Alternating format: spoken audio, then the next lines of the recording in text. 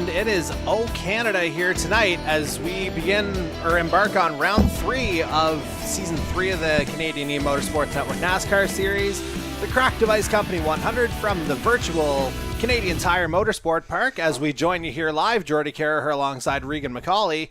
And Regs, first road course of the season, always, a little bit of a unique challenge. Well, yes, especially considering the fact that we're up here in Canadian Tire Motorsport Park. We're coming up to Canada. For that being the first road course race of the season, it only makes things so much more exciting and feeling at home and stuff. That's pretty much what I got there. Yeah, and I mean, never a dull moment here at Canadian Tire Motorsport Park, and certainly no dull moments last week at the Domino's 200 at the virtual Auto Club Speedway either, just as I go to bring it up live. Ultimately, in the end, as we established toward the end, it was the number 94 of Leo Jamieson who picked up the win by about 0.2 of a second, maybe a tenth and a half over the 47 of AJ Knickel. Pretty good run to the line, really, for the top 5, separated by less than a second. Oh, yes, those two rookies kind of popped out more late, really. Early on in the race, it was more like Jacob Nelson and Jose Mercado, so kind of a more of a veteran presence up front there, so kind of surprising to see the rookies come up very late, but they were the ones that played it smart here, and they got the runs there late, and yeah, and I had the chance to chat with Leo Jamieson after, and I asked him a little bit about how it kind of went in the final stint after the final pit stop, what he was thinking, and then got into a little bit of his thoughts of his Tornado Alley e-racing teammates Ty Higginbotham and John Peden. So let's go ahead and have a little quick listen to that. Yeah, I came out a lap after AJ, and I wanted to push him a little bit so we could get a good lead, because I knew there were fast cars back there on the same set of tires as I was. So I wanted to, give us a little bit of buffer so we could go just 1-2 and battle it out for the win there. And once I was able to get to my number out in front, I went for the move and just tried to look out the front windshield and hang on. Well, I think we're all three of us very patient drivers.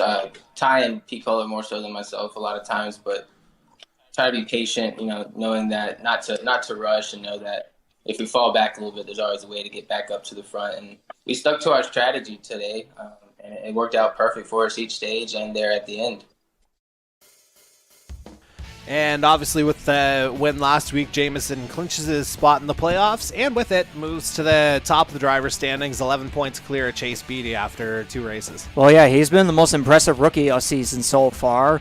He got a great finish at Daytona, and then he was able to carry on that momentum to Auto Club. So it's pretty impressive to see him start off so well, and there's other rookies as well that are trying to catch up to him as well. You see there, like past 2 races, it's been more of a rookie presence here in the field. So yeah, that's what makes this all unique and stuff. Yeah, I mean, we call them rookies in the name of this series only, but obviously plenty of experience there. As we mentioned, Jamieson topping the board. AJ Knickel, 3rd at Daytona, 2nd last week at Auto Club. So definitely a formidable presence. Maybe the guy looking to take that next step this week on home soil. But I would say really don't count out the majority of this rookie field. Oh, yeah, don't count any of them else either. They've been starting out the season with some top 10 finishes, top 15 as well. Yeah.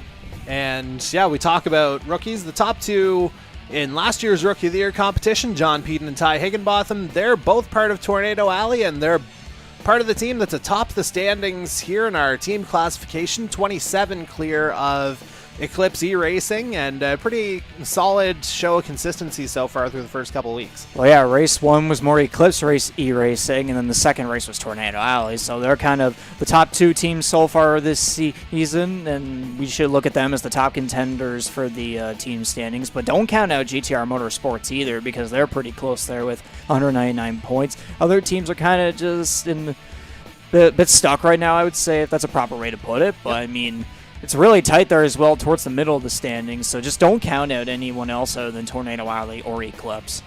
And obviously, of course, it's still very early on in the season, so lots of other teams can make moves as well. Whereas we're going to go ahead and make a move to a quick commercial break. On the other side, we'll give you a quick rundown of what to expect tonight at Canadian Tire Motorsport Park, and then we'll bring you the green flag. So stay with us as our coverage of the Crack Device.